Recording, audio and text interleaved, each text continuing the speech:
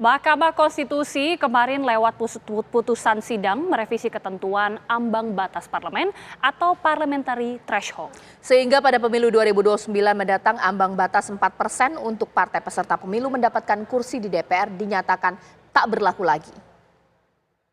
Pemohon yang menyatakan adanya persoalan konstitusionalitas terhadap norma pasal 414 ayat 1 Undang-Undang 7 2017 sepanjang berkaitan dengan tata cara penentuan ambang batas parlemen dan besaran angka atau persentase ambang batas parlemen tidak berdasarkan pada metode dan argumen yang memadai dapat dibuktikan.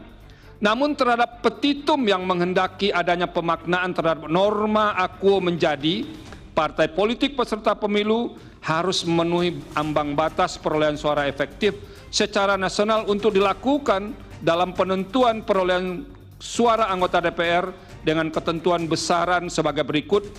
Mahkamah Konstitusi merevisi aturan ambang batas parlemen 4% pada pemilu 2029 nanti. MK menghapus syarat partai politik wajib mengantongi suara nasional 4% agar bisa berkantor di Senayan. Dalam putusannya, MK menilai kebijakan ambang batas mereduksi hak rakyat sebagai pemilih. Mahkamah tidak bermaksud untuk menghapuskan parliamentary threshold, tetapi Mahkamah di dalam amar putusannya itu menyatakan untuk parliamentary threshold terkait dengan pemilu 2024 tetap sah berlaku karena memang tahapan pemilu untuk 2024 ini belum selesai.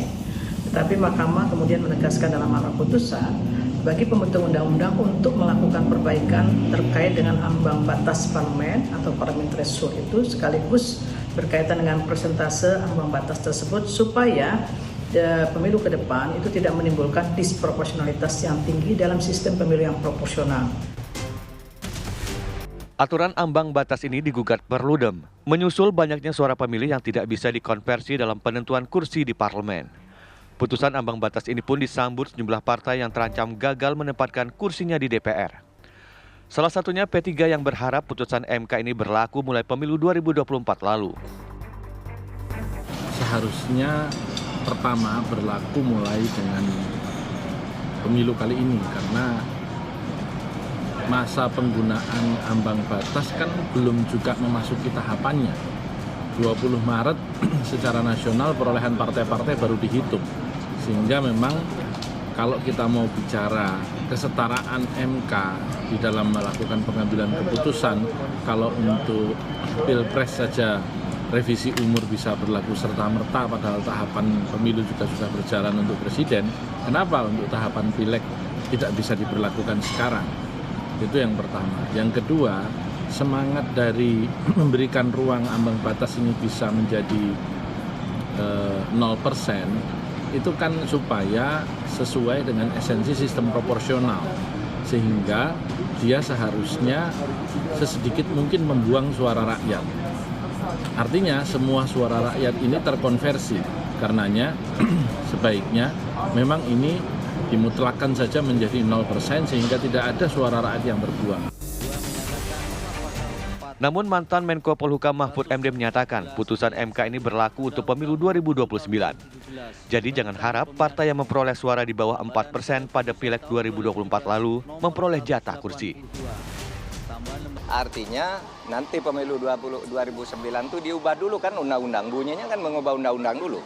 Ya kan? Diubah dulu nanti berapa? Kan itu belum tentu berarti 0 juga.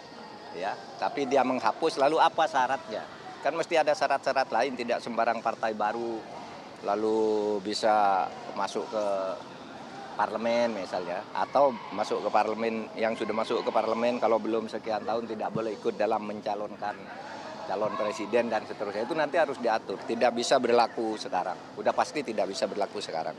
Kan disebut juga berlaku sebelum 2029 tapi yang 2024 berlaku yang lama. Jadi jangan bermimpi lah yang sudah dapat 1%, 2% itu lalu bisa masuk sekarang, nggak bisa.